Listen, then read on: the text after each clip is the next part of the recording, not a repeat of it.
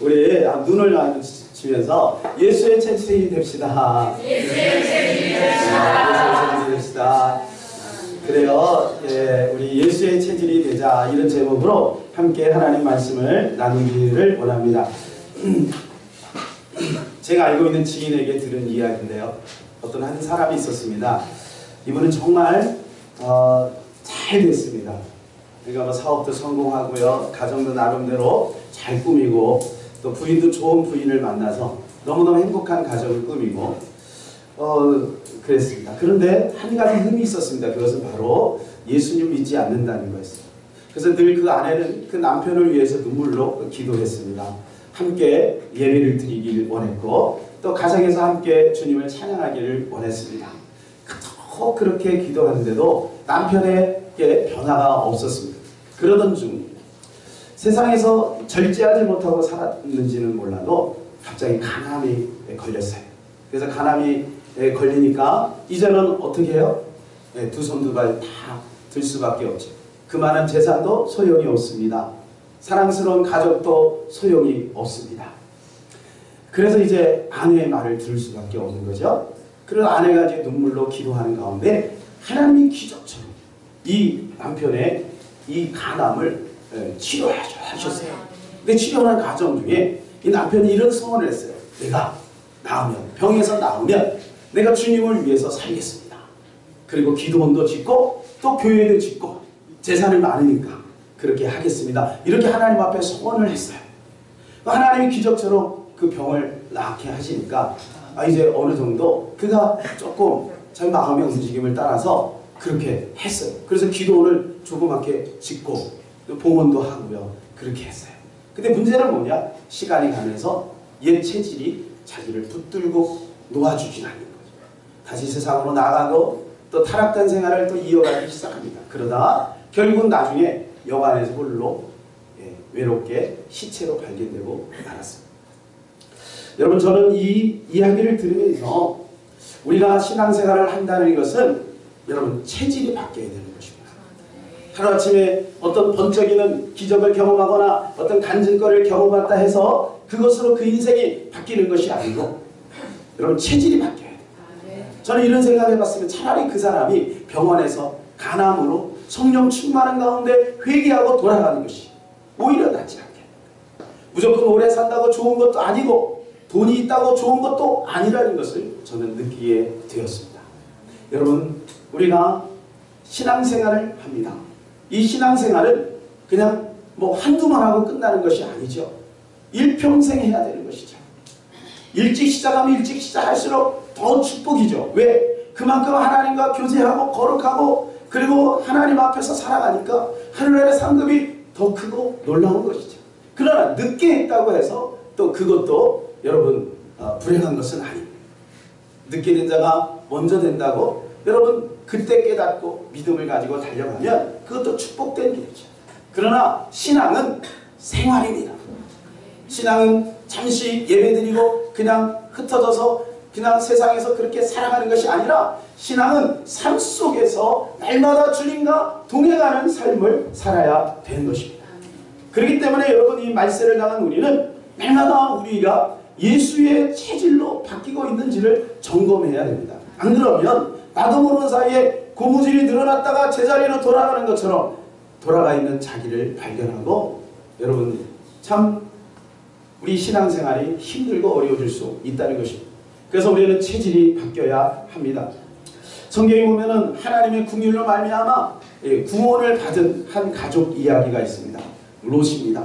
여러분 이 롯은 아브라함의 조카이기 때문에 아브라함의 은혜를 그도 같이 받게 된 거예요. 그래서 이제 이 롯에게 여러분 롯이 선택한 소돔과 고모라 땅에서 그런 불과 유황으로 그 땅을 멸망할 때 하나님께서 이 롯을 건져 주십니다. 천사를 보내사 그에게 경고하게 하시고 그의 마음을 여사 그 말씀을 듣고 믿음의 결단을 내리고 이제 그가 나오게 됩니다. 그런데 롯은 그곳에 있는 동안에 너무나도 많은 어려움을 겪었다고 성경은 말해주고 있습니다. 베드로후서 2장 7절에 보면 이렇게 말씀해주고 있어요. 무법한 자들의 음란한 행실로 말미암아 고통당하는 의로운 롯을 건지셨으니 이는 이 의인이 그들 중에 거하여 날마다 저 불법한 행실을 보고 들음으로 그 의로운 심령이 상하니. 무엇을 말해주고 있습니까?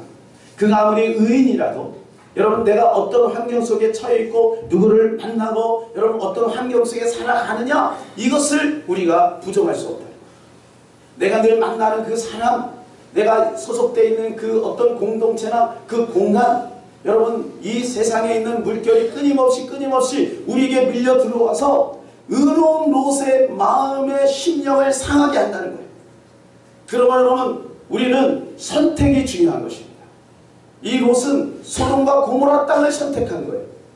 그 땅이 아무리 번영하고 그 땅이 아무리 여러분 풍요를 누린다 할지라도 그가 선택한 것은 죄악의 도시예요. 여러분 우리가 이 땅에 살면서 무엇을 추구합니까? 우리가 이 땅에 살면서 성공을 추구하고 행복을 추구하고 나름대로 그런 풍요도 누릴 수 있습니다. 그러나 여러분 이 의로운 심령이 마음이 상하는 것처럼 우리가 그 속에서 살다 보면 이렇게 마음이 상할 수 있다는 것을 우리는 기억하고 우리 스스로가 예수의 체질로 바뀌는데 우리는 힘써야 될 줄로 믿습니다. 오늘 본문에 보게 되면 예수님께서 이제 밤새서 기도하시고 제자들을 세우시는 장면이 나옵니다. 그러고 나서 하루 동안의 일이 쭉 진행이 됩니다. 이것이 어디까지 가면 7장 마지막 절까지 갑니다. 그래서 예수님이 제자들을 딱 세우시고 그리고 병자들을 고치시고 그리고 나서 또 예수님이 평지설교를 하십니다. 평지설교를 하시고 백부장의 하인을 만나서 하인을 고치시고 나인성 과부를 고치시고 그리고 세례 요한의 제자들과 대화를 나누시고 그리고 향유옥합을 깨트린 여인을 만나는 이 과정을 보게 됩니다. 여러분 예수님은 지금 밤새서 기도했다고 되어 있어요. 12절에 보니까 이때 예수께서 기도하시러 산으로 가사 밤이 새도록 하나님께 기도하시고 그 뭐예요? 처리했다는 거잖아요. 처리하고 그 다음날 얼마나 피곤합니까? 근데 예수님은 지금 온종일 이렇게 바쁜 가운데 지금 사역을 감당하고 계신다는 거예요. 여러분 이것이 어디서 나온 것입니까? 이것은 바로 예수 그리스도 안에 있는 우리 백성들을 향한 여러분 우리 성도들을 향한 여러분 인류를 향한 주님의 뜨거운 열정과 사랑에서 나온 것입니다. 여러분 마찬가지예요. 여러분 오늘도 여러분 이 날씨가 추워도 이렇게 주님은 일하고 계신다. 오늘 주님이 여러분의 마음을 이끄사 이곳까지 나오게 하시고 말씀을 듣게 하시고 예배를 드리게 하셔서 여러분 주님을 알게 하시고 영적인 것을 누리게 하시는 것이 하나님의 일하심입니다. 오늘도 주님이 이것을 포기하지 않을 줄로 믿습니다. 하나님의 열심, 여러분 하나님의 큰 일은 오늘도 쉬지 않고 계속해서 움직이고 있다는 것입니다. 저는 한 주간 큐티를 하면서요 참 우리 예수님 너무너무 멋있다는 생각을 했습니다. 여러분 오늘 본문뿐만 아니라 예수님은 여러분 얼마나 멋있는 그래서 제 마음에 이런 생각이 나도 예수님을 좀 닮고 싶다. 어떻게 하면 예수님을 닮을 수 있을까? 아무리 고민을 해도 내가 예수님 닮기는 너무너무 힘들어요. 그런데 한 가지 비결이 있죠. 그것은 내가 하려고 하면 안 되지만 성령 충만하면 가능한 것이죠. 여러분 저와 여러분 모두가 예수님을 닮기를 바랍니다. 여러분 예수님을 닮아야 돼요. 여러분 그래서 우리는 예수님을 닮으려면 어떻게 되느냐? 체질이 바뀌어야 돼요. 체질이 바뀌지 않으면 나도 모르는 사이에 돌아가고 마는 거예요. 옛 습관으로 금방 또 돌아가고 마는 것입니다. 그럼 어떻게 하면 우리의 체질이 바뀔 수 있을까요? 그것은 첫 번째로 체질 개선을 해야 돼요. 따라서 체질 개선을 하자. 그러니까 이 체질 개선이라는 것은 여러분 하루아침에 되는 게 아니에요. 여러분 우리 몸에요 이 병이 오잖아요. 그러면 이 병을 고치기 위해서 하루아침에 어떤 약을 딱 먹는다고 해서 딱 치료가 되는 게 아니에요. 오랜 세월 동안 꾸준하게 그 약을 먹고 또 건강 유지를 위해서 운동도 하고 여러분 이렇게 해서 우리의 체질을 바꿔줘야 돼요. 체질. 그래서 산성 체질에서 알칼리성 체질로 바뀌어야 그때서 우리 몸이 면역성도 생기고 그리고 혈액순환도 잘 되고 그렇죠? 그렇게 돼요. 그럼 이 체질이 바뀌는데 하루아침에 되는 게 아니다. 오늘 본문에 보게 되면 예수님이 12제자를 딱 부르시고 그들을 뭐라고 칭하십니까? 뭐라고 칭하시나요? 그들을 제자라고 하지 않고 뭐라고 하세요? 사도라고 하십니다. 13절 밝음에 그 제자들을 부르사 그 중에 12를 택하여 사도라 칭하셨으니. 그들을 왜 사도라고 칭하셨을까요? 네. 그리고 나서 조금 내려가면 17절에 보게 되면 또 제자들이 나오는데 17절 읽어볼까요? 예수께서 그들과 함께 내려오사 평지에 섰으니 그 제자의 많은 무리와, 제자인가 무리인가 이 구별이 없이 살짝 섞어놨어요. 제자의 많은 무리와. 여러분 이 평행 구절은 마태복음 5장 1절에는 이렇게 되어 있습니다. 무리와 제자 이렇게 구별을 해놨어요. 그러고 나서 거기에 산상수훈의 말씀을 전했어요. 근데 이것은 평지설교잖아요. 그죠? 그러니까 누가복음을 바라볼 때 누가가 바라본 것은 평지에서 한 거고 마태가 바라본 것은 산상에 한 것이다. 그래서 똑같은 내용인데 산상수훈 하나는 평지설교 이렇게 된 거예요. 그러면 여러분 오늘 본문에 있는 내용은 같은 평행구절을 볼 때 이 마태가 보는 시각과 누가가 보는 시각이 다른데 어쨌든 지금 제자와 무리가 뒤섞여 있는 것을 보게 됩니다. 근데 오늘 본문을 말씀해 오게 되면 그 제자의 많은 무리와 이렇게 되는 거 볼 때 이 제자 안에는 사도들이 포함되는 것을 보게 됩니다. 그러면 예수님이 보실 때는 지금 그 사도들이나 무리들이나 똑같아요. 시점이 뭐야? 지금 막 들어온 거죠. 여러분 아이들이 초등학교 때 학교에 딱 입학을 하면 그 아이가 그 아이고 그 아이가 그 아이예요. 별로 표시가 나지 않습니다. 그런데 이 아이가 6년이 지나고요. 중학교 3년이 지나고요. 고등학교 3년이 딱 지나고 대학에 딱 들어가면서 그때부터 애들이 달라져요. 좀 뭔가 선명해져요. 들어가는 학교가 먼저 다르고 가지고 있는 가치관이 다르고 비전이 다르고 그러다 20년 30년이 지나보세요. 그럼 어느 날 길에서 봤는데 어떤 사람은 허름한 옷을 입고 어떤 사람은 고급 승용차를 끌고 다녀요. 저는 고급 승용차를 끌고 다니는 것이 성공했다. 그걸 말하는 게 아니에요. 처음에 시작할 때는 별로 표시가 나지 않아요. 그런데 사도들과 여기 나오는 제자 비슷한 무리들과 여러분 뭔 차이가 있죠? 사도들은 3년 동안 예수님과 함께 동고동락을 하고 끊임없이 트레이닝을 하고 끊임없이 훈련을 합니다. 그러면서 제자 양육을 통해서 제자 훈련을 통해서 그들은요 제자가 되어져 가는 거예요. 그런데 여기 나오는 일시적인 제자들 같은 그 제자들 그죠? 그 제자들은 어때요? 시간이 가면서 나중에 다 제 갈 길로 가고 대마처럼 세상이 좋아서 세상으로 다 나가는 거예요. 여러분 우리가 예수 그리스도의 체질이 되려면 사도가 돼야 돼요. 사도가. 그러려면 어떻게 해야 되느냐? 하루아침에 주여 믿습니다 할렐루야 눈물 막 흘려서 되는 게 아니라 끊임없이 나를 체질을 개선해서 예수의 체질로 우리는 바꿔나가야 하는 것입니다. 여러분 심지어는 예수님과 함께 3년을 동고동락했던 제자들 중에서 2명이 어떻게 됐습니까? 물론 다른 제자들도 다 마찬가지 객긴 도끼예요. 다 마찬가지죠. 예. 어떻게 해요? 다 뿔뿔이 흩어지고 십자가 앞에서 두려워서 다 흩어지고 말지 않았습니까? 심지어는요 예수님 판 사람이 누구예요? 예수님 판 사람이 멀리 있는 어떤 다른 김씨 박씨가 아니에요. 예수님 판 사람은 예수님과 함께 3년 동안 동고동락했던 가룟 유다 아닙니까? 그리고 예수님을 3번이나 부인했던 자가 누구예요? 수제자라고 하는 베드로 아닙니까? 그러니까 예수 그리스도의 제자가 된다는 것은 그렇게 쉬운 것이 아니라는 거예요. 말로 여러분 제자훈련 몇 번 하고 여러분 성경 공부 몇 번 했다고 해서 예수의 제자가 되는 게 아니라는 거예요. 뭐가 되어야 되느냐? 체질 개선이 돼야 돼요. 따라서 체질 개선을 하자. 더 크게 체질 개선을 하자. 옆에 있는 사람한테 체질 개선을 합시다. 여러분 체질 개선이 돼야 되는 거예요. 체질 개선. 체질 개선. 그럼 이 체질 개선이 되려면 어떻게 해야 되느냐? 2가지. 첫 번째 말씀이 들어가요. 말씀이 스며들어야 돼요. 여러분 약을 먹어도요 건강이 좋지 않으면 약발이 안 먹혀요. 하나님의 말씀을 들어도 하나님의 말씀이 우리 영혼 가운데 스며들지 않으면 여러분 체질이 바뀌게 해요. 말씀이 내 안에 스며들어요. 여러분 이 시간에 똑같이 말씀을 받지만 여러분 여기 나와 있는 제자와 무리하고 비슷하게 말씀 받는 사람이 있고 사도들처럼 말씀을 받는 사람이 있는 거예요. 그래서 여러분 우리는 하나님의 말씀이 내 안에서 말씀되도록 해야 되는 것입니다. 아멘. 예. 두 번째는 뭐냐? 성령 충만인 것입니다. 성령 충만, 성령 충만. 여러분 제자들이 결정적으로 언제 바뀌었습니까? 그들이 진정한 사도가 된 것이 언제입니까? 그것은 사도행전 2장이에요.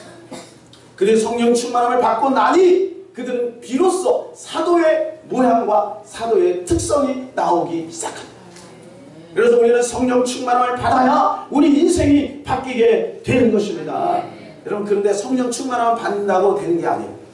성령 충만함을 받았다는 것은 뭐냐? 그들이 그 이전에 3년이라는 시간 동안 주님과 함께 다니면서 주님의 말씀을 듣고 본 것이 있기 때문에, 주님과 함께 경험했던 사건이 있기 때문에 성령 충만이 능력이 되고 실제가 된 거예요. 여러분 그러므로 우리 체질 개선에는 말씀과 성령이 함께 가야 돼요. 한쪽만 치우치면 절대 안 돼요. 같이 가야 우리의 체질이 개선이 되는 것입니다. 오늘 본문에 보게 되면요, 이쪽 본문 후반절에 되면 바로 20절에부터 예수님께서 이제 평지 설교를 쭉 하십니다. 근데 평지 설교에서 보면 두 가지 시제가 나와요. 첫 번째는 지금이라고 하는 시제, 두 번째는 하늘이라고 하는 시제. 지금은 현재입니다. 하늘은 죽은 후에를 말합니다. 지금은 언제라고요? 현재, 지금. 여러분 지금 현실.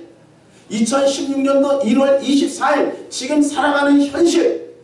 여러분 지금 현실, 오늘 아침에 있었던 그거, 아침에 느꼈던 그 감정, 그 상황, 그걸 말해요. 그러나 여러분 그 하늘은 언제야? 그것은 지금은 몰라요. 지금 몰라요. 하늘에 가봐야 알아요. 그때 가봐야 알아요. 그래서 여러분 우리는 진정한 성공은 언제 이루어지느냐? 하늘에 가봐야 하는 거야. 하늘에 가봐야 알아요. 하늘에 가서 주님이 뭐라고 평가하시는가가 중요한 것입니다. 그래서 오늘 뭐라고 말씀하신 주님? 지금 웃는 자는 그날 울게 된다는 거예요. 지금 배부른 자는 그날 배고파진다는 거예요. 지금 가난한 자는 그때 기뻐한다. 반대로 지금 가난한 자는 그때 부하게 돼요. 그죠? 지금 병든 자는 그때 자유를 돼요. 여러분 그럼 무조건 지금 안 돼야 되느냐? 그게 아니죠. 그 말이 아니고 내가 지금 예수 그리스도로 말미암아 신앙생활하는 것 때문에 오는 여러 가지 불이익과 손해와 어려움과 그러한 것들이 있어도 슬퍼하지 말라는 거예요. 너희는 마지막에 하늘나라에 올라가면 주님이 기억하고 너희를 축복해 준다는 것입니다. 여러분 이것을 믿으시기 바랍니다. 내가 예수 믿는 것 때문에 여러분 어떤 분을 보니까 지금 밤새서 와가지고 피곤한데도 예배를 드려요. 어떤 분은 제가 알기에는 오늘 도저히 나올 수 없는 그런 형편 가운데 있는데도 불구하고 믿음으로 나왔어. 멀리까지 달려서 나왔어. 저는 그분이 안 나올 줄 알았어요. 못 나올 줄 알았어요. 근데 달려나왔어요. 여러분 얼마나 많은 손해를 보는 거죠. 여러분의 남자들이 주의를 지키는 게 그렇게 쉬운 게 아닙니다. 여러분 우리 청년들이 지금 비전을 가지고 뭔가 계획하고 인생에 여러분 중요한 어떤 이 타이밍, 이 골든 타임을 놓치면 안 되는 거예요. 그리고 열심히 공부해야 될 때. 그런데도 불구하고 하나님 앞에 나와서 예배 드림으로 여러분 얼마나 많은 손해를 봅니까? 그죠? 얼마나 많은 여러분 어려움이 있습니까? 여러분 지금 우는 자 나중에 웃게 된다는 거예요. 주님은 오늘 그 말씀 우리에게 전해줍니다. 그러면서 계속해서 병기설교에서 보니까 9가지 명령을 쭉 말해주고 있어요. 9가지 명령. 첫 번째가 뭐냐? 원수를 위하여 기도하라. 두 번째, 거절하지 말라. 세 번째, 대접하라. 네 번째, 꾸어주라. 자비로운 자가 되라. 비판하지 말라. 정죄하지 말라. 용서하라. 주라. 우리 같이 한번 읽어보시죠. 시작. 원수를 위하여 기도하라. 거절하지 말라. 대접하라. 꾸어주라. 자비로운 자가 되라. 비판하지 말라. 정죄하지 말라. 용서하라. 주라. 이런 이거 뭐 명령이에요. 명령. 자, 그렇게 되리라. 그렇게 될 것이다. 그렇게 해주기를 바란다. 이게 아니라 예수님이 우리에게 주신 명령이에요. 저는 이 말씀을 읽으면서요 되게 부담이 돼요. 내가 이걸 몇 개나 지킬 수 있을까? 하려고 하니까 될 때도 있지만 안 될 때가 더 많아. 너무너무 부담이 돼. 그러면 예수님이 우리가 할 수 없는 것들을 우리에게 명령하실까? 아닙니다. 우리가 충분히 할 수 있기 때문에 주님이 우리에게 이 말씀을 하신 줄로 믿습니다. 그럼 이것을 어떻게 우리가 감당할 수 있을까요? 어떻게 감당할 수 있을까요? 그것은 바로 성령 충만입니다. 성령 충만하면 이것들이 되게 되는 거예요. 오직 성령이 너희에게 임하시면 너희가 뭐를 받아요? 권능을 받고, 이 권능이 이거예요. 권능이 뭐예요?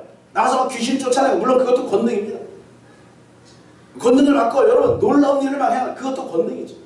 그러나 여러분 이 말씀대로 살아갈 수 있는 힘, 그것이 권능인 줄로 믿습니다. 그것이 권능입니다. 권능을 받고 예루살렘과 온 유대와 사마리아와 땅끝까지 증인이 뭐 한다고요? 되리라. 누가 하신다는 거예요? 성령이 하신다. 그러니까 우리는 성령 충만에 우리의 모든 신앙의 여러분 포커스, 목적을 거기에다가 둬요.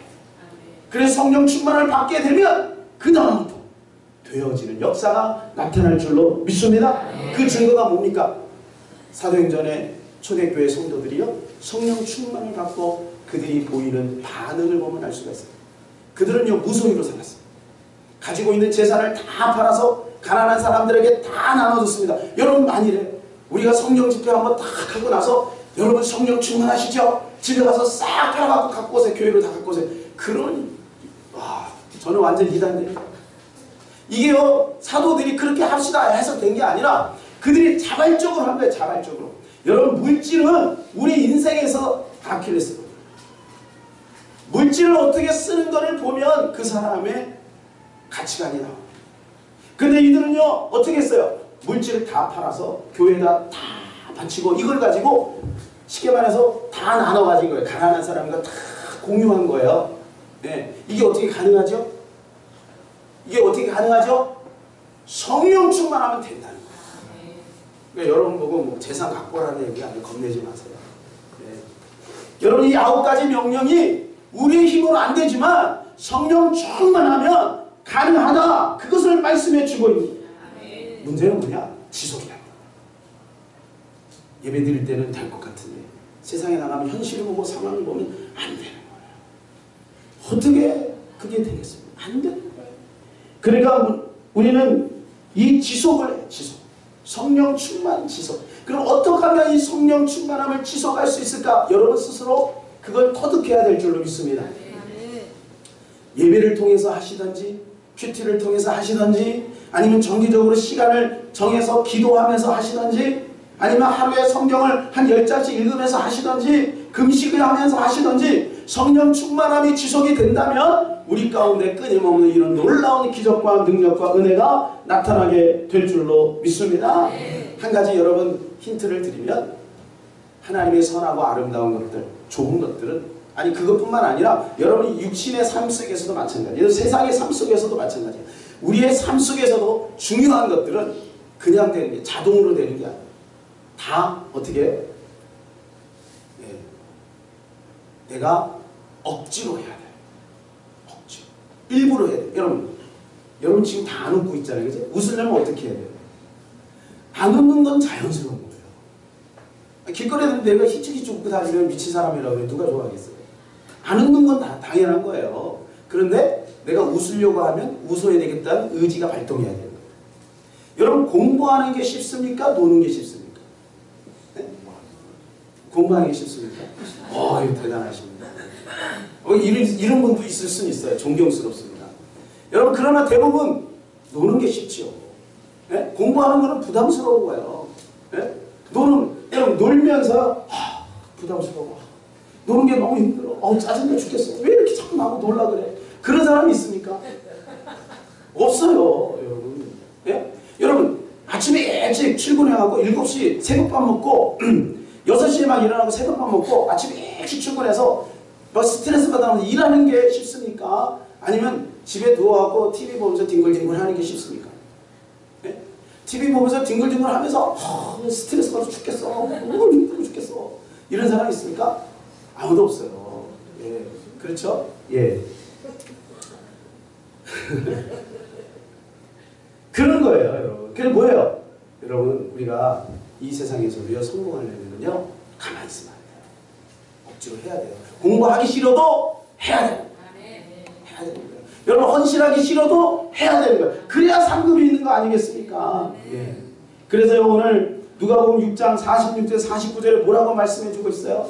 우리 다 같이 한번 읽어볼까요? 시작. 너희는 나를 불러 주여 주여 하면서도 어찌하여 내가 말하는 것을 행하지 아니하느냐. 내게 나와 내 말을 듣고 행하는 자마다 누구와 같은 것을 너희에게 보이리라. 집을 집되 깊이 파고 주초를 반석 위에 놓은 사람과 같으니 큰 물이 나서 탕류가 그 집에 부딪히되 잘 지어졌기 때문에 능히 요동하지 못하게 하였거니와. 듣고 행하지 아니하는 자는 주체 없이 흙 위에 집 지은 사람과 같으니 탕류가 부딪힘에 그 집이 곧 무너져 파괴되는 시험이라.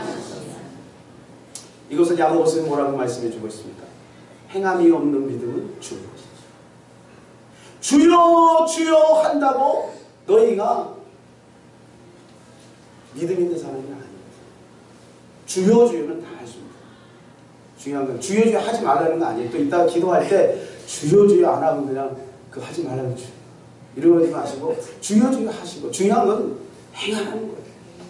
행함이 없는 믿음은 죽은 믿음이에요. 그 비유를 하시잖아요. 그죠? 여러분 집을 짓는데 어떤 사람이 모래 위에다가 짓겠습니까? 평행구절 마태복음 5장에서는 그걸 그렇게 모래라고 말해줘요. 여러분 집을 집에서 모래에다 짓는 사람이 있겠습니까? 바닷가에 모래에 파도가 치려고 하는 거기에다가 집을 짓는 사람이 있겠습니까? 만약 바닷가에 짓는다 그래도 바위를 잘 하고 바위 위에다가 거기를 깎고 거기다가 주초를 내리고 거기다가 여러분 거기다가 집을 짓는 거 아니겠어요? 그쵸? 예. 행하지 않는 믿음은 바로 모래 위에 지은 집과 같다는 거예요. 왜? 어떻게 됐기 때문에 조금 있으면 파도가 들이치고 환란이 불고 바람이 불면 넘어지고 그 집은 무너지게 돼 있다. 그래서 주님은 우리에게 그렇게 말씀해 주고 있는 거예요. 행하라는 거예요. 행하라는 거예요. 그래서 어떻게 해야 되는 거예요? 행한다는 게 여러분 가만히 있으면 되는 거예요. 공부 가만히 있으면 되어지는 거예요. 책만 펴놓고 있으면 되는 거예요. 그러면 얼마나 좋겠습니까? 아니라는 거죠. 읽어야 되는 거죠. 외워야 되는 거죠. 암기해야 되는 거죠. 노력해야 되는 거죠. 마찬가지예요. 하나님도 우리에게 그걸 보고 계신 거예요. 그래서 39절 42절 말씀 보면은 이 비유가 나오죠. 남의 눈에 있는 티를 보고 내 눈에 있는 들보는 보지 못하는 그런 상황을 말해주고 있죠. 여러분 보세요. 남의 눈에 있는 티가 잘 보입니까? 내 눈에 있는 들보가 잘 보입니까? 어떤 게 자연스럽습니까? 남에 있는 티가 잘 보이는 거예요. 왜 그러죠? 내 눈에 있으니까 잘 안 보이는 거죠. 남의 눈에 있는 티가 보이는 게 자연스러운 거예요. 그러니까 내가 남의 눈에 티가 자꾸 보이면 그걸 이상하게 생각하니까 그건 자연스러운 거예요. 그럼 어떻게 해야 되느냐? 주님은 내 눈에 있는 들보를 먼저 빼라는 거예요. 여러분 이 눈에 있는 들보를 빼기 위해서는 어떻게 해야 되냐? 정기적으로 거울을 봐야 돼. 거울을 보지 않으면 내 눈에 있는 들보는 이만큼 대롱대롱 매달려 있는데 남의 눈은 티가 보면서 그걸 자꾸 얘기하는 거예요. 그것이 바로 뭐냐? 우리가 하나님의 말씀 그 다음에 기도를 통하여 성령 충만해야 하나님의 말씀대로 살아갈 수 있다는 거예요. 우리 스스로는 안 되는 거예요. 거울을 봐야 되는 거예요. 말씀의 거울을 봐야 되는 거예요. 기도를 해야 나를 돌아보게 되는 거예요. 그래 여러분 이 체질 개선이 되는 거예요. 체질 개선을 한다고 여러분 가만히 있다고 되는 게 아니에요. 우리 집사님들이 저를 사랑해서 마늘도 막 이렇게 마늘 액기스도 만들어주고 뭐 또 뭡니까 제가 손발이 차니까 또 생강차도 이렇게 만들어주고 이렇게 만들어줬어요. 근데 제가 안 챙겨 먹으면 소용없어요. 챙겨 먹어야 돼요. 하나님의 은혜가 강처럼 흘러도 아멘하고 받아 먹어야 그것이 하나님 그것이 내게 약이 되고 체질 개선이 되는 거예요. 그래서요 우리는 자꾸 예수 그리스도를 먹고 마셔야 해요. 예수 그리스도 어떻게 먹고 마십니까? 예? 예수님 어떻게 먹고 마시죠? 성경은 그것에 대해서 말씀해 주고 있어요. 예수님 먹고 마셔라. 요한복음 6장 53절 이하에 보니까 이렇게 말씀해주고 있어요. 우리 같이 한번 읽어볼까요? 예수께서 이르시되 내가 진실로 진실로 너에게 이르노니 인자의 살을 먹지 아니하고 인자의 피를 마시지 아니하면 너희 속에 생명이 없느니라. 여러분, 예수님 먹고 마시지 않으면 생명이 없다. 예수님 먹고 마셔야 한다는 거예요. 자, 54절 시작. 내 살을 먹고 내 피를 마시는 자는 영생을 가졌고 마지막 날에 내가 그를 다시 살리리니 내 살은 참된 양식이요 내 피는 참된 음료로다. 내 살을 먹고 내 피를 마시는 자는 내 안에 거하고 나도 그의 안에 거하나니 살아계신 아버지께서 나를 보내심에 내가 아버지로 말미암아 사는 것 같이 나를 먹는 그 사람도 나로 말미암아 살리라. 여기 분명히 나오죠. 나를 먹으라. 예수를 먹으라. 여러분, 예수님을 먹으시기 바랍니다. 예수님을 마시시기 바랍니다. 예수님 먹고 마시라고. 그래서 성찬식 때만 먹고 마시는 게 아니에요. 그거는 상징으로 기념으로 하는 거예요. 날마다 우리는 예수님을 먹고 마셔야 합니다. 왜 그럴까요? 예수님은 우리에게 생명이 되기 때문에. 예수님의 십자가 부활로 말미암아 우리에게 구원을 이루신 거예요. 여러분, 예수님의 십자가가 얼마나 고통스러운지 우리는 다 알잖아요. 예수님이 그토록 자기 자신의 몸과 살을 다 찢겨가면서 그렇게 죽으신 이유는 뭐냐? 너희들 나 믿고 그리고 나를 먹고 마심으로 너희는 행복하게 살아가라. 너희는 아름답게 살아가라. 너희는 영생을 취하라. 고민하지 말라. 슬퍼하지 말라. 기뻐하라. 충만하라. 그것을 우리에게 알려주기 위해서 예수님이 당신이 그렇게 여러분 희생 제사가 되신 것입니다. 여러분, 예수님은 우리의 기쁨이요 우리의 영생이요 우리의 영원한 소망이 되는 줄로 믿습니다.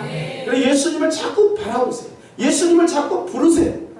주의 이름, 예수 그리스도의 이름 앞에 만물이 복종한다 그랬어요. 하늘과 땅과 땅 안의 모든 권세가 예수님의 이름 앞에 무릎을 꿇는다 그랬어요. 그러니까 여러분, 잘 몰라도 예수님에 대해서 우리가 잘 모르잖아요. 그죠? 우리 후대들 예수님 잘 모를 수 있잖아요. 그냥 예수님 불렀어요. 어려운 일이 당하면 슬퍼하지 말고 예수님의 이름을 부르세요. 예수님 도와주세요. 예수님 함께 해주세요. 예수님 내 기도를 들어 응답해 주세요 라고 하시기를 바랍니다. 그것이 바로 뭐냐? 믿음입니다. 그러니까 체질에서는 믿음으로 사는, 따라서 체질에서는 믿음으로 사는 것이다. 오늘 7장에 1절에 딱 가면서요, 평지설교가 끝나고 나서 이 백부장이 오지 않습니까? 그래서 이 백부장이 지금 고민이 있어요. 그 하인, 사랑하는 하인. 아마 이 하인은 아마 그 가정에서 오랜 시간 함께 자녀나 아니면은 어떤 정말 중요한 일을 하는 그러한 사람이었던 것 같아요. 그러니까 이 백부장은 이 하인을 너무너무 사랑한 거예요. 그런데 어느 날 이 하인이 병들어서 죽게 된 거예요. 근데 이 백부장은 평상시에 유대를 위해서 회당도 짓고 구제도 하고 좋은 일을 많이 했어요. 그러니까 자기는 이방인이잖아요. 그러니까 자기가 직접 예수님을 뵐 면목이 없으니까 유대 지도자들을 불러서 부탁을 한 거예요. 대신 가서 예수님에게 좀 우리 하인의 병을 낫게 해달라고 좀 청해 주시오. 이렇게 부탁을 했어요. 그래서 오늘 보니까 이 유대 지도자들이 왔어요. 그래가지고 여러분 이야기를 하는 거예요. 그랬더니 그래요? 그러면 갑시다. 가서 내가 기도해 주죠 하면서 예수님이 함께 가는 가운데 집이 이제 이렇게 이제 저만큼 보이는데 또 다른 하인을 보낸 거예요. 그러면서 뭐라고 백부장이 이야기했냐면, 예수님 우리 집에 들어오게 감당하지 못하겠사오니 말씀만 하사 내 하인으로 낫게 하옵소서. 나도 내 수하에 종이 있는데 내가 가라고 하면 가고 오라고 하면 오지 않습니까? 그래서 당신이 여기서 말씀만 하면 분명히 내 하인이 날 줄로 믿습니다. 이렇게 이야기합니다. 여러분이 예수님이 이 이야기를 듣고요 깜짝 놀라요. 그리고 막 감동을 하십니다. 그것이 7장 9절이에요. 다 같이 읽읍시다. 시작. 예수께서 들으시고 그를 놀랍게 여겨 돌이키사 따르는 무리에게 이르시되, 보세요 여러분, 광경을 보세요. 자, 예수님 앞에 갑니다. 뒤에 무리들이 쫙 따라옵니다. 하인이 왔습니다. 그 얘기를 들었습니다. 예수님 마음에 감동을 받은 거예요. 그래갖고 그 감동을 받고 딱 돌았습니다. 그래서 무리를 향해서 이야기합니다. 무리를 향해서 시작. 내가 너에게 이르노니 이스라엘 중에서도 이만한 믿음을 만나보지 못하였노라. 이만한 믿음을 만나보지 못하였노라. 여러분, 예수님의 마음은 너무너무 흡족하고 감동이 된 거예요. 여러분, 오히려 제자들보다 나아요. 제자는 날마다 의심하고 서로 싸우고 다투고 그러지 않았습니까? 여러분, 이 백부장 같은 믿음, 이 믿음이 바로 뭐냐? 우리 주님의 마음을 감동시키는 거예요. 그래서 우리가요, 예수 그리스도로 산다는 것은 바로 뭐냐? 믿음으로 산다는 거예요. 믿음으로. 여러분, 우리가 믿음으로 살아야 자꾸 원상복귀가 되지 않습니다. 신앙생활은요, 재미있어야 돼요. 따라서 신앙생활은 재미있는 게 당연하다. 어떠세요, 여러분? 신앙생활에 재미있습니까? 네, 아멘. 그래요. 우리 성도는 신앙생활에 재미있는 줄로 믿습니다. 신앙생활은 부담되면 안 돼요. 여러분, 교회 나오면서 막 고민하고 나오면 안 돼요. 자연스럽게. 주일이니까. 당연하지. 하나님 앞에 예배드리는 건 당연하지. 그렇게 기쁜 마음으로 나와야 되는 거예요. 네. 여러분, 이것이 바로 신앙이에요. 근데 왜 신앙생활에 재미없는지 아십니까? 그것은 믿음점을 통과하지 못합니다. 물이 딱 끓어야 되거든요. 물이 끓어야 거기다 라면을 집어넣고 라면을 먹잖아요. 여러분, 물이 끓지 않은데 라면 넣으면 어떻게 돼요? 퍼지기만 하지 맛이 없어요. 물이 끓어야 돼. 우리 인생의 신앙에도 물이 끓어야 돼. 이걸 뭐라 그래? 믿음점이라 그래. 그런데 거기까지 못 가. 여러분, 물이 끓는 거 100도가 돼야 할 거라. 100도가 될 때까지는 100도가 될 때까지 기다려야 하는 거야. 물이 끓지 않으면 라면 넣으면 안 된다니까.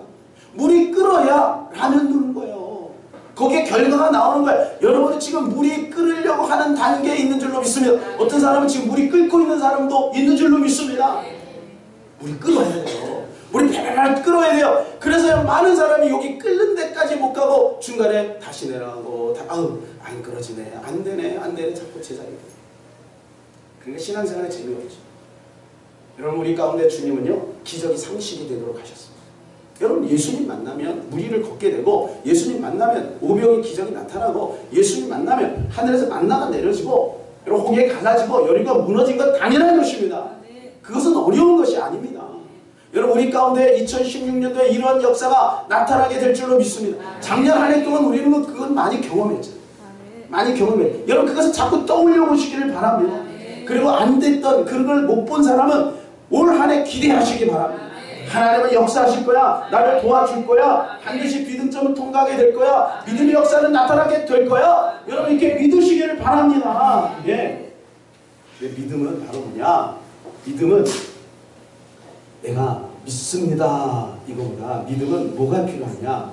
믿음은 선택입니다. 보세요. 내가 믿음이 있다라고 하는 것은 선택입니다. 자, 고난이 오고 어려움이 오고 환난이 오면 슬퍼합니까? 기뻐합니까? 슬퍼하는 사람은 믿음 없는 사람. 기뻐하는 사람은 믿음이 있는 겁니다. 여러분, 낙심이 오면, 어려움이 오면, 고난이 오면 낙심을 합니까? 찬양을 합니까? 찬양하는 게 믿음인 거죠. 그죠? 예. 여러분, 나에게 어떤 부족이 오면, 부족함, 결핍이 오면 세상으로 달려갑니까? 아니면 교회로 옵니까? 여러분, 잘 한번 보세요.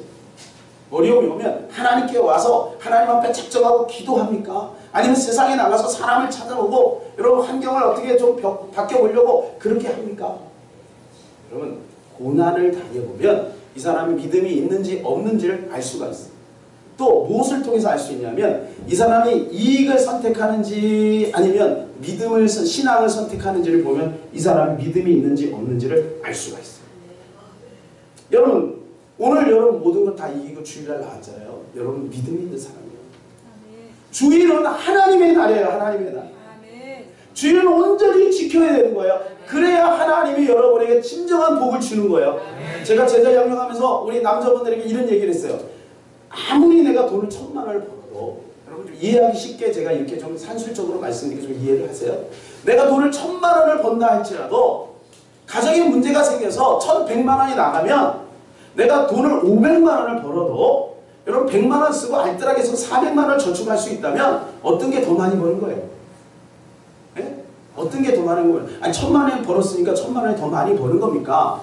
나가는 게 더 많으면 더 손해 아니겠습니까? 지금 당장 내가 얼만큼 많이 버느냐 이게 중요한 게 아니라 하나님이 얼마나 우리 가정을 지켜주시고 우리 사업을 지켜주시고 또 다른 문을 준비하고 있는지 이게 더 중요한 것이죠. 우리는 당장의 이익을 보게 되면 이렇게 해야 된다고 생각하죠. 그래서 여러분 자꾸 흔들리는 거예요. 상황 속에서 하나님을 확인하려고 하니까. 아니라는 것입니다. 전능하신 하나님, 온 우주 만물을 만드신 하나님께서 너희의 먹고 마시는 것을 준비하지 않겠느냐. 그것은 이방인들이 구하는 것이라. 너희는 먼저 그의 나라 의를 구하라. 그리하면 이 모든 것을 너희에게 더하여 주시리라. 하나님이 더하여 주시는 은혜를 우리는 거기에 목적 삼고 살아가니까 기적이 나타나잖아요. 하나님 모든 것을 다 준비하셨습니다. 2016년도 여러분 살아가는 데 있어서 여러분의 모든 필요를 하나님은 다 준비하신 줄로 믿습니다. 그러니까 염려하지 마세요. 걱정하지 마세요. 하나님을 믿으시기 바랍니다. 하나님이 인도해 주실 겁니다. 만일 여러분 교회를 다니면서도 내가 하나님이 안 믿겨지면 이 부분을 놓고 금식하고 기도해요. 하나님이 안 믿겨지는데 신앙생활을 억지로 어떻게 해요? 얼마나 힘듭니까? 엄마 따라서 교회만 왔다 갔다 하면 되는 게 아니에요. 정말로 내 마음에 하나님이 살아계시구나는 걸 한 번 정도는 체험해야 돼요. 그래 여러분 믿음으로 승부를 걸 수 있는 거예요. 우리 후대들의 너희들의 앞길을 준비하시는 하나님이야. 너희들이 노력하면 얼만큼 노력할까? 노력하지 말라는 게 아니야. 그래서 하나님이 우리에게 늘 말씀하시는 게 뭐예요? 일을 행하시는 여호와. 누가 일하신다고요? 하나님이 하신다는 거예요. 그래서 너희는 뭐 하라고? 기도하라. 부르짖으라. 그거 은밀한 일 내게 보여주리라. 캄캄한 어두운 방 안에 갇혀있지 말고 창문의 커튼을 열어라. 커튼을 제껴버려라. 그래야 하면 하나님께서 우리의 앞길을 열어주신다는 거예요. 뭐가 보여야 나가지요. 보이지 않는데 어떻게 나갈 거예요? 보이지 않는데 보여야 나가는 거예요. 보여야. 그렇지 않아요? 여러분 아침에 출근할 때도 벌써 두려움 속에 꽉 차 있고 나가기 전에 벌써 스트레스가 있고 여러분 그러면 어떻게 직장생활을 행복하게 할 수 있어요? 사람이 두렵고 환경이 두려우면 여러분 어떻게 여러분 올 한 해를 승리할 수 있겠습니까? 믿음을 가져야 돼요. 믿음을. 하나님은 살아계시고 나를 인도해 주신다는 믿음을 가지셔야 쉽게 출발할 수 있잖아요. 여러분 그것이 바로 믿음인 것이에요. 그래서 믿음을 가져야 여러분 진정한 예수의 체질이 되는 거예요. 그러니까 그 믿음은 뭐를 통해서 할 수 있다? 선택. 그러니까 그거는 이게 옳다 그르다 그걸 말씀드린 게 아니라 내가 이익을 선택하느냐 아니면 신앙을 선택하느냐 아니면 내가 부정을 선택하느냐 아니면 말씀을 따라서 긍정하고 사느냐 요거를 보면 내 자신을 알 수 있다는 거예요. 그럼 점검했다면 아 내가 믿음이 없구나 이렇게 생각하고 믿음을 달라고 기도하면 된다는 거예요. 아 나 믿음 없네. 믿음도 없네. 나는 돈도 없고 건강도 없고 믿음도 없네. 그리고 낙심하라는 얘기가 아니고 그것을 통해서 확인했으면 이제 하나님 앞에 믿음을 가지고 승부하라는 거예요. 하나님 믿음을 좀 주세요. 그래서 올 한 해 동안 기적을 베풀어 주세요. 이렇게 기도하면서 나가시기를 바랍니다. 여러분 한 자매가 있었습니다. 이 자매가 결혼하기 전인데 믿음이 너무 좋은 거예요. 믿음이 너무 좋아가지고 여자 이게 처녀인데 집사를 시켰어요. 집사. 그 믿음이 얼마나 새벽 예배 나오죠. 뭐 철야 안에 당연히 나오죠. 또 뭐 하나님 앞에 힘을 조금 드리죠. 얼마나 교회에서 충성하고 교사로서 충성하는지 몰라요. 얼마나 믿음이 좋은. 그래서 그냥 많은 사람이 야, 이 자매는 정말 좋은 곳에 시집가겠구나 이렇게 생각을 하고 있었대요. 근데 어느 날 이 자매가 목사님을 찾아온 거예요. 그래서 목사님 제가요 고민이 있어요. 그래 무슨 고민이냐? 제가요 초등학교 때요 제가 선망하는 남자친구가 있는데 어느 날 이 남자친구가 나보고 와갖고 청혼을 했어요. 그래 잘 됐어요. 그런데요 아주 얼굴도 잘생기고 가문도 좋고 다 좋은데요 신앙생활을 안 해요. 신앙생활 안 해요. 어떻게 하면 좋을까요? 뭐 어떻게 하면 좋냐? 기도해봐라. 나중에 어떻게 했는지 아세요? 불로 시집을 다 가버렸어요. 그래서 성도들이 야 이건 아닌데 믿음이 이렇게 좋다고 했는 자매가 어떻게 그렇게 선택을 하지? 이거는 아닌데 이렇게 생각을 한 거예요. 그러면서 그 청년들한테 장문의 7장의 편지를 쭉 썼어요. 그러면서 뭐라고 했냐면 제가요 이 부분을 놓고 기도를 많이 했습니다. 근데 주님이 이렇게 말씀하셨어요. 누구든지 나를 따라오려거든 자기 십자가를 지고 나를 쫓을 것이니라. 양 99마리가 있으면 기린은 한 마리 양을 찾아서 가야 된다고 주님 말씀하셨습니다. 그래서 제가 그 남자를 선택했습니다. 여러분 어떻게 생각하십니까? 어떻게 생각하세요? 아무리 신앙생활 열심히 잘하고 여러분 기도 많이 하고 여러분 그래도요 그 사람이 무엇을 선택하느냐를 보면 진짜 믿음이 있는지 없는지를 우리는 알 수가 있어요. 여러분 롯은 보세요. 롯은 기준이 뭐예요? 성공이에요? 풍요해요? 그러니까 아브라함이 너희가 먼저 선택하라. 그러니까 어떻게 해요? 그 소돔과 고모라 땅이 거기는 이미 여러분 4,000년 전에 동성애가 여러분 완전히 자연스럽게 그렇게 돼 있는데 거기는 타락이 아주 극에 달아 있는데 그것을 알고도 자기 눈에 보이기 좋으니까 그것을 선택합니다. 그래서 나중에 롯의 가정이 어떻게 됩니까? 풍지박산이 되죠. 쉽게 말해서 우리나라 말로 콩가루 집안이 되지 않습니까? 그 안에는 소금 기둥이 되고요. 여러분 이상한 가정이 되지 않습니까? 여러분 믿음으로 산다는 것은 무엇일까요? 믿음으로 산다는 것은 바로 뭐냐? 하나님께 모든 것을 다 맡기고 사. 여러분 수영을 잘하는 사람은 어떤 사람이냐? 몸에 자기 물에다가 자기 몸을 맡기는 거예요. 거기에 힘주면 안 돼요. 하나님께 맡기고 사는 것, 이것이 바로 진정한 믿음. 오늘 새벽에 큐티 보면 300데나리온 여러분 그 향유 옥합을 이렇게 깨트린 여인이 나오죠. 여러분 이 여인은 정말로 대단한 결단입니다. 여러분 300데나리온이면 이 여인의 모든 인생에 있어서 가지고 있는 전 재산이나 다름이 없습니다. 이것은 어떻게 보면 시진 미천이다 이렇게 볼 수도 있습니다. 그런데요 이것을 예수님의 머리에 다 깨뜨렸어요. 그때 이 광경을 보고 바리새인이 그 여인을 향해서 막 정죄하기 시작합니다.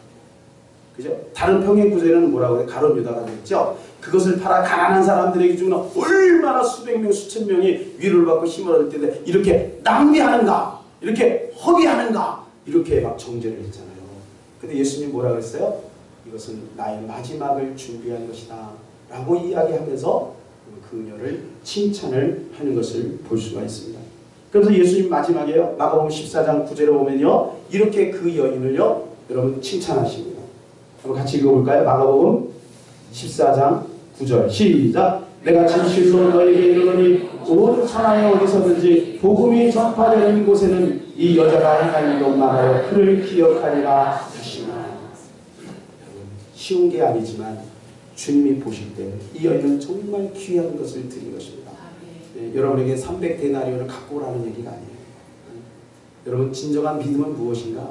그럼 이 여인은 왜 그렇게 할 수 있었느냐? 그것은 두 가지입니다. 첫 번째 감사가 있었다. 두 번째는 자기가 누군지를 알았던 거예요. 이 여인은 내가 죄인이었다는 것을 알았어요.